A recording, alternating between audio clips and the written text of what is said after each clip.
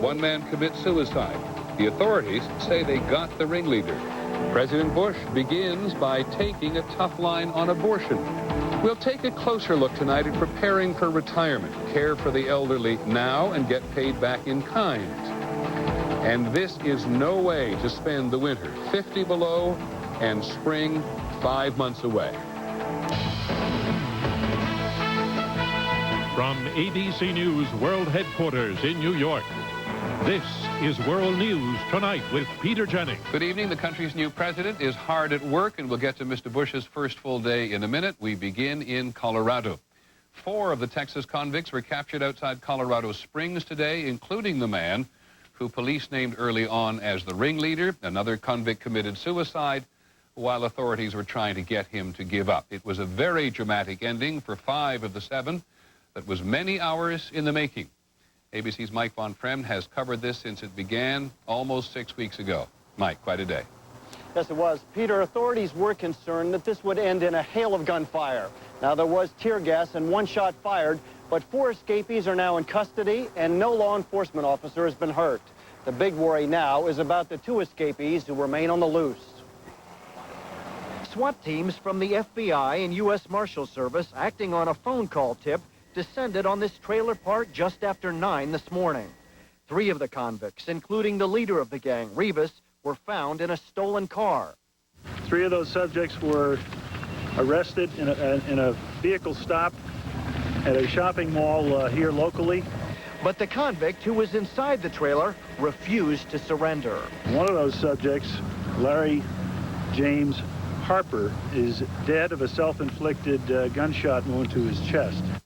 But 2 inmates, Donald Newberry and Patrick Murphy, are still on the loose.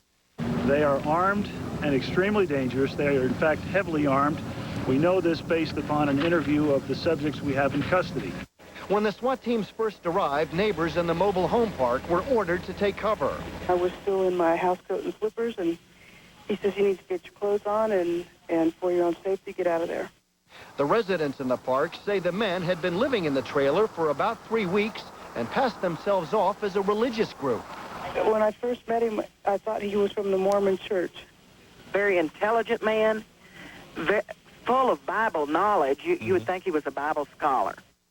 The search for the Texas 7 began near San Antonio on December 13th when they talked their way past guards at the prison gate. They posed as technicians about to install new security cameras. 2 days later in Houston, they allegedly robbed a Radio Shack and stole police scanners and walkie-talkies. On Christmas Eve, they used those scanners to monitor police while they robbed an Irving sporting goods store. They took more than 25 weapons and $70,000 in cash. It was during this robbery that Officer Aubrey Hawkins was killed. Mike Von Fremd is in Dallas tonight. Mike, they caught him in Colorado, but they must be immensely relieved in Texas. What's the story on extradition? Well, Peter, all the escapees are charged with capital murder for the death of Officer Aubrey Hawkins, and they are expected to be extradited to stand trial here in Texas, where they're well aware that if they're found guilty in this state, they will face the death penalty. Okay, Peter? Many thanks, Mike Von Fremd, in Texas tonight. Our justice correspondent, Pierre Thomas, has been following this all day from the national federal perspective. Let me ask you first about the actual tip that brought them in. How did it all come together? Peter, I talked to a U.S. Marshal who told me that a viewer of the show America's Most Wanted called in late yesterday afternoon and said that he had information about the Texas 7. He initially viewed this on that particular show and told his wife, I'm not quite certain, so he looked at the show's website. He called authorities yesterday, and this began to unfold the story. Amazing. What more do we know about the man who committed suicide? Well, today, when one of the suspects, Mr. Halpern, came out of the RV, he told authorities that Larry Harper wanted to speak with his father. Now, authorities on the Bullhorn told Harper, look, we can get you to your father. We can allow you to speak to him. They got no response. They later heard a lone shot, and Mr. Harper had killed himself. Did anybody have the vaguest idea about the other 2? Well, again, a van, they're looking for a brown van, a conversion van with white curtains. They think that the other 2 are in that van, and they are heavily armed, Peter. Many thanks, Pierre Thomas at the Justice Department, who covers the Justice Department in our bureau in Washington tonight. Now, to take a closer look at the ringleader of the escape. He's the one who's had the most attention ever since these men contrived to get out en masse and got through the prison officials with such considerable ease. He is undoubtedly, or they say he is undoubtedly, a criminal with charm. Here's ABC's Bob Jamieson. Authorities used words like fearless and shrewd to describe George Rivas. They said he had a powerful hold on the other escapees. But at Isleta High in El Paso, Rivas was hardly remembered. Teachers said, though intelligent, he was nondescript. Some called him clean-cut and never dreamed he would end up a criminal, except for one. If what he needed to do was to lie or to steal, that was okay. What I got from him always was, this kid's not going to make it. He's going to go to prison. I told him that once. And he just laughed and said, no, miss, they'll never catch me. But he was caught shortly after high school on a gun charge, and then a string of armed robberies that sent him to prison. Rivas led a small gang, catching store personnel off guard by posing as a security specialist. George is a leader. He's methodical. He's a manipulator. Those who know Rivas believed he loved the media attention surrounding the manhunt, and especially the successful prison break. I think George is going to absorb that and think they're right. I am equal to the Dillingers, all the Notorious, the Capones, all those big-time guys. That's me. I broke out of prison. They didn't. But Rivas will soon be back in prison, this time charged as a cop killer. Bob Jamieson, ABC News, New York. First there were 7, now there are 2. Now let's turn to President Bush and his first full working day at the White House. Our White House correspondent Terry Moran is here. He was up and at it early, Terry. He was, Peter. The president walked into the Oval Office at 7:28 this morning to begin a day marked by ceremony and a very public effort to jumpstart his legislative agenda. In the grandeur of the East Room, Vice President Cheney administered the oath of office to the White House staff. We'll support and defend the Constitution of the United States. The president, who campaigned on a promise to restore honesty to the White House, sought to set high standards for his aides. I expect every member of this administration to stay well within the boundaries that define legal and ethical conduct.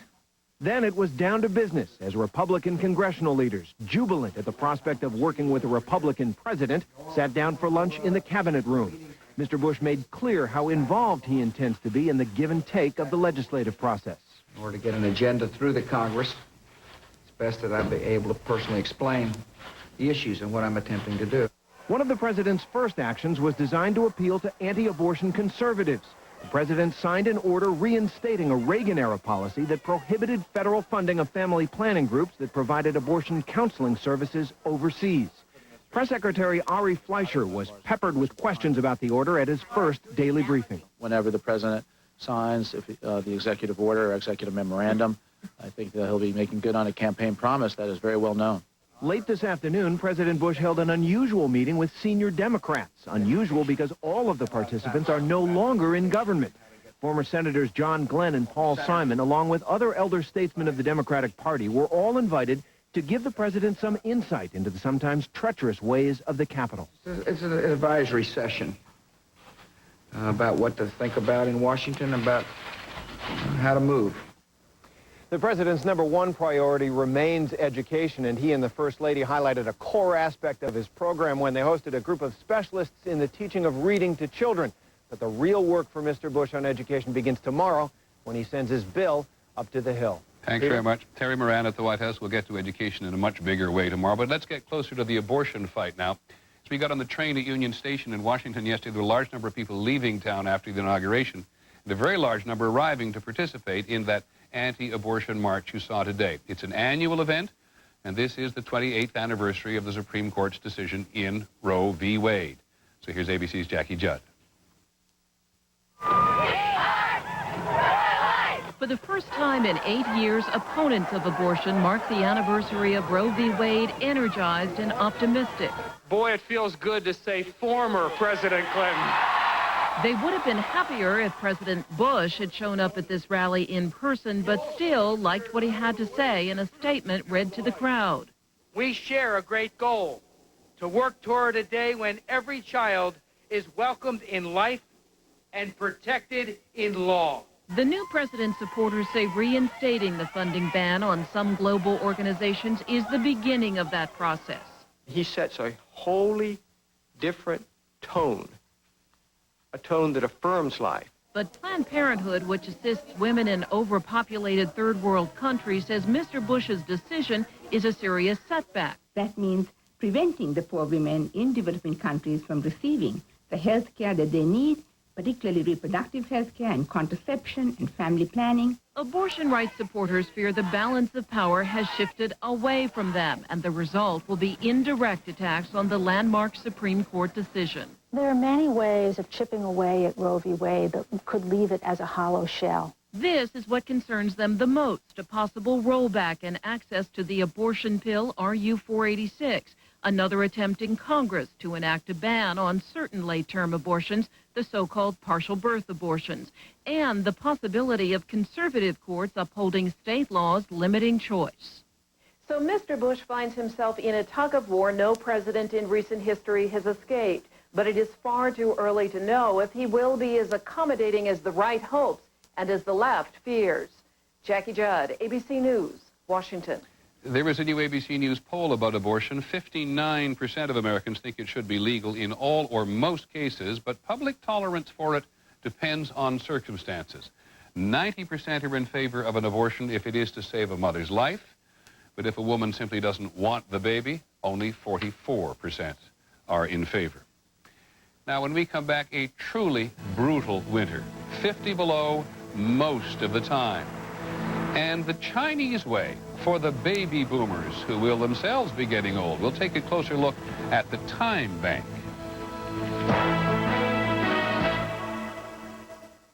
We rescued this old boat years ago. It's how we planned to spend our retirement. Then I had a heart attack. I worried we'd never set sail. Turns out my cholesterol was high. How will you take care of your high cholesterol and heart disease? I began exercising and eating better, but it was still too high. So I asked my doctor about adding Zocor. He told me Zocor, along with diet, can really get your cholesterol down. And Zocor is proven to reduce the risk of a heart attack among people with high cholesterol and heart disease. Now my cholesterol is right where it should be. Zocor is a prescription medication and is not for everyone, including women who are nursing, pregnant, or may become pregnant, or people with liver problems. Your doctor may do blood tests to check for liver problems, because serious side effects can result. Tell your doctor about any muscle pain or weakness you experience, and about any medicines you are taking. For more information about Zocor, talk to your doctor. Do it for yourself. It's your future. Be there. There's some big news from Ford, Lincoln, and Mercury dealerships. Saturday service hours. Now it's even easier to get the service you need and the convenience you want. Come in for great deals on batteries, shocks, tires, and more. And factory-trained technicians who know your vehicle best. So for the right people, the right parts, and always the right prices, how does Saturday work for you? Quality care on Saturday at participating Ford, Lincoln, and Mercury dealerships. I've got a client. A single woman who's 59 years old. She'd planned to retire at 62. I figured out that with a combination of annuities, she could do it 3 years sooner. To give somebody an extra 3 years of freedom to do whatever they want, that's a great feeling. You're in good hands with Allstate. Mine. In other news today, the government said that air travel delays in the U.S. and passenger dissatisfaction are at an all-time high. But you knew that, didn't you? It's an annual report which doesn't make any recommendations. Consumer complaints were 16% higher last year than in 1999. Now let's get to the cold. In Russia today, officials said that more than 100 people have died as a result of the cold in Moscow, and that's nothing compared to what they have been enduring in Russia's Far East. One of the coldest places on Earth is enduring its coldest winter in 50 years. ABC's Bob Woodruff with a rare report tonight from Siberia.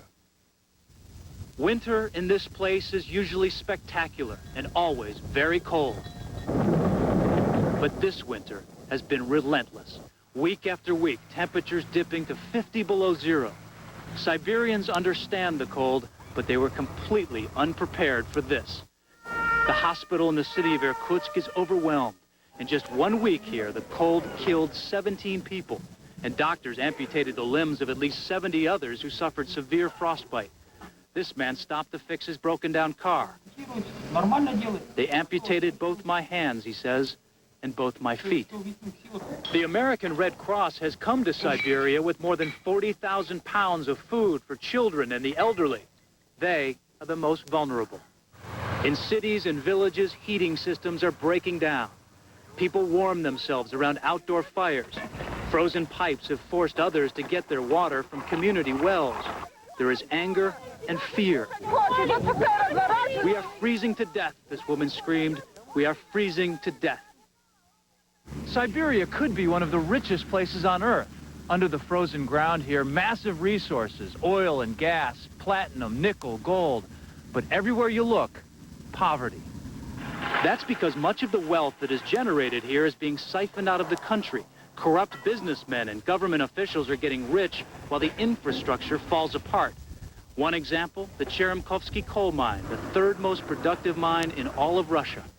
Its owners are making money, the local government is making money, but coal miner Vitaly Mushakov's apartment is freezing. In his neighborhood, the aging steam pipes have burst, and ice has nearly sealed up the apartment windows. For the first time in my life, this woman told us, I feel like I could die from the cold. That is a very real possibility for Siberians. Spring is still 5 months away. Bob Woodruff, ABC News, Irkutsk, Siberia. In the Pacific Ocean off South America today, there's a major effort to avoid an environmental disaster near the Galapagos Islands, which have been a natural laboratory for evolution since the 1830s. There are 160,000 gallons of oil in the sea. A tanker from Ecuador, 600 miles away, hit a reef in the islands. The U.S. Coast Guard is trying to help. This would be a disaster anywhere, but the Galapagos are home to hundreds of rare and endangered species. It was Charles Darwin's visit there in 1831 that inspired his theory of evolution. In Ireland, when technicians in Dublin decided to detonate this old hospital building, technicians spent 3 days wiring it with explosives. They didn't do enough, and the demolition company now says the building clearly did not want to come all the way down. What could they do? Well, they congratulated the architect. When we come back, the Chinese lesson for the baby boomers.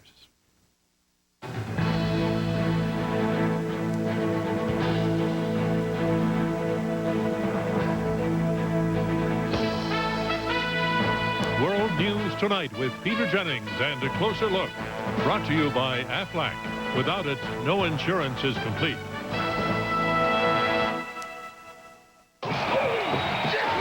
You know, you never know when you're going to get injured and miss work. That's why I have that supplemental insurance. What supplemental insurance? Aflac. It's one that pays you cash for things like lost pay and other expenses. What one? Aflac. Just ask about it at work, right? What did you say it was? Aflac. Without it, no insurance is complete. When your eyes feel dry, gritty, irritated, protect them with Refresh brand eye drops. First, Refresh relieves dryness. Then Refresh forms a lasting shield of protection that keeps irritation out and moisture in. Refresh. It relieves and protects. Do you need a new car? Do you need to see the ocean? Is watching a sunset absolutely necessary? Avalon, the most spacious, most luxurious sedan we've ever created.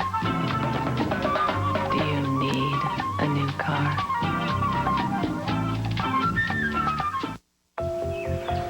When it comes to certain questions, answers aren't always clear. Talking to my doctor about Prempro helped. Ask your doctor about Prempro. I'm glad I did. I want a really cool computer. Call 1-800-GATEWAY. I want speed. It's 933 megahertz, fast enough. I want a humongous monitor. Everything. Everything. And your budget? $1,000. A Gateway Essential PC with an Intel Pentium 3 processor, 17-inch monitor, free DVD, or a printer is just $999. 1,000. Under. At Gateway, we make it easy because people rule. How did you sleep last night? Your answer could be the key to your good or bad health. From depression to pain, what you need to know on Good Morning America tomorrow.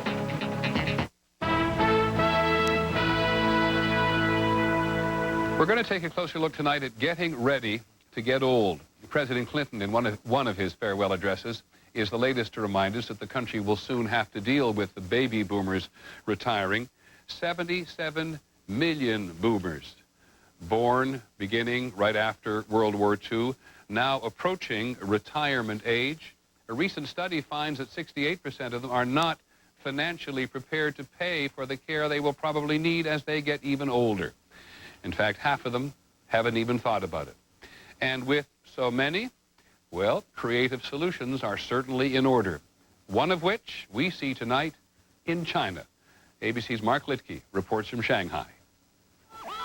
She is 92 and growing frail, but Cha Yue-Chao still lives by herself and without fear, because every day, like clockwork, her neighbor and caregiver, Wu Pei-Pei, will arrive to keep her company, to help her with chores, to take her shopping. These two grandmothers are more than just friends, however. They're part of China's newest elderly care program called the Time Bank. It works something like a savings account. Able-bodied pensioners volunteer their time to take care of other elderly people in need. The hours worked are then noted in a neighborhood logbook. And when the caregivers grow older, they'll be entitled to receive the same hours of care from another volunteer. For Mrs. Cha, it's all about security. I feel free at home. For Mrs. Wu, it's an investment in her own future. And for China, it's a small step toward coping with an impending crisis. Today, the elderly in China represent about 10% of the population. But in 30 years, just one generation, their numbers will more than double to over 275 million. Once, families shouldered the burden of elderly care, but now many young Chinese leave their hometowns in search of work. And with China's strict policy limiting couples to one child, there are fewer young people to care for aging parents. Government officials admit they're scrambling to find solutions for the graying of China. Retirement homes are being built at a breakneck pace, over 300 now just in the Beijing area. But almost every elderly Chinese will tell you they want nothing to do with them. Most prefer to remain in their own traditional neighborhoods, no matter how bleak the conditions. Which is why the Time Bank has struck a chord with both the government and the people. Wu Pei-Pei, now 52, knows it won't be long before she's in need of care and companionship. But she now has hope that Mrs. Cha's today will be her tomorrow. Mark Litke, ABC News, Shanghai. Take note, baby boomers, it's your tomorrow. When we come back, the day after.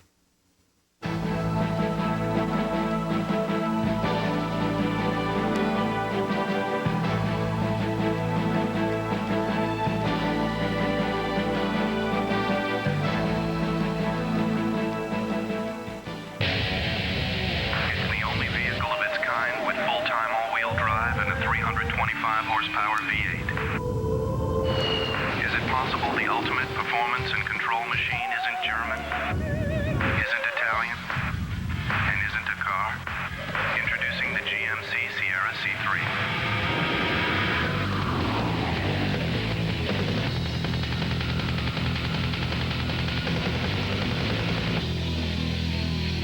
I may look young, but I'd still suffer from hot flashes. I discovered a natural way to deal with it. Healthy Woman, from the makers of Monistat. Healthy Woman's a soy menopause supplement that helps relieve hot flashes and night sweats. Healthy Woman. I will never ask, what do you plan to do with your life? I will never talk about the things you haven't accomplished. I'll never bring up the time you came home smelling like that other dog. I will never worry about where we're going. As long as you roll down that window so I can pretend I'm flying. No relationship is like the one with your dog. No dog food is like Purina One brand. And it's made with real meat. No corners cut, complete in every way. For the health and happiness of your dog. Purina One, how great relationships are fed.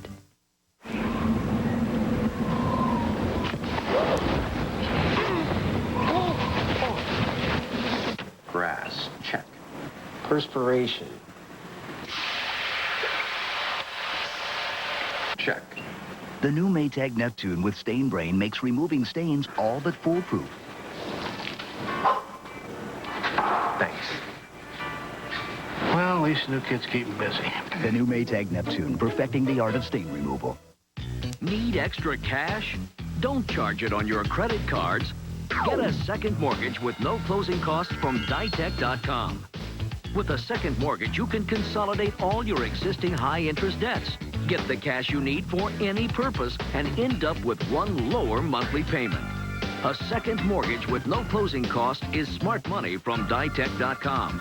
Log on now for fast online approval or call us at 1-800-71-FIX. I hate this cold, dry weather. Makes my scalp itch worse. That's scalp stress itch. When I blow dry, my scalp itch gets intense. That's scalp stress itch. Days like this. What an itch. That's scalp stress itch. And this is what stops it. Scalpicin. Clean, unscented, medicated to stop scalp stress itch. Fast. Scalpicin stops scalp stress itch. You could choose to fight the appearance of lines and wrinkles, or you can fight pores, blotches, tone, texture, dryness, and lines and wrinkles. In a study of these effective anti-aging creams, Total Effects was rated higher overall. Difficult choice. Total Effects from Olay. I'm Paul Lindman. Coming up on K2 News at 6:30, cutting wires to conserve. Oregon's capital joins the fight and dims down to battle energy problems. Also tonight, an Oregon school success story comes under question, but the school people say the state is to blame. K2 News is coming up next. We'll see you at 6:30. Find this evening how quickly things really do change. All over Washington today, members of the Bush administration were trying on the new jobs. In every department, they're changing the boss's picture. Secretary of State Colin Powell says he's energized. At a pep talk for State Department employees, the former general apologized in advance if he lapses into the military language that he knows best. Former President Clinton took a walk with his dog near his new home. President Harry Truman once said, if you want a friend in Washington, get a dog. It helps in New York, too. And the former Attorney General Janet Reno, as we've said, is going to drive across the country. Several people at the FBI decided in the end against getting her a radar detector. They concluded she would never speed.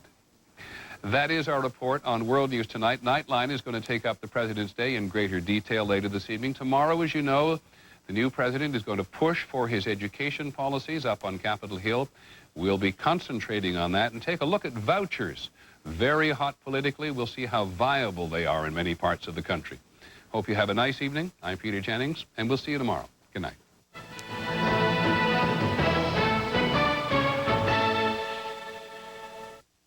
This has been a presentation of ABC News. More Americans get their news from ABC News than from any other source. Tomorrow, mad cow disease, the growing alarm in Europe. What precautions are we taking in the U.S.? Watch ABC's World News Tonight with Peter Jennings. Anything you want to tell me about your sexual activity? Wouldn't that make your day? On an all-new Gideon's. Sexual misconduct is a serious charge. You're taking the word of a girl who just jumped off a roof. Gideon's Crossing on its new night tonight, 10/9 Central on ABC. Connecting you to your world. This is K2 News. Good evening, I'm Paul Lindman. And I'm Steve Dunn. Thank you for joining us tonight. Well, the call for energy conservation isn't falling on deaf ears tonight. Officials at the state capitol are setting an example for the rest of us. K2's Dan Christopher joins us live from Salem to tell us what's being done. Dan? Well, behind me right now is a somewhat darkened Capitol Mall, and that's something that's been happening down around here. The things got a little bit dimmer throughout most of the government area today as the state government started pulling the plug on a few things. Not everyone is particularly crazy about the new conservation plan going on, yet in light of the blackouts that have been taking place across the border down in California, you can't really challenge the motivations. A little ray of sunshine can now do a lot to brighten state government as hundreds of lights are being unplugged to save energy. Actually accountable. It just takes a little bit to get used to it. Cutting lights is part of an overall plan to cut power use in state facilities. We expect to save about 10%, and since the state uses around 230 million kilowatt hours in a winter, we think that'll save enough for 1,900 homes for year-round. So it's significant. With a little reluctance, employees are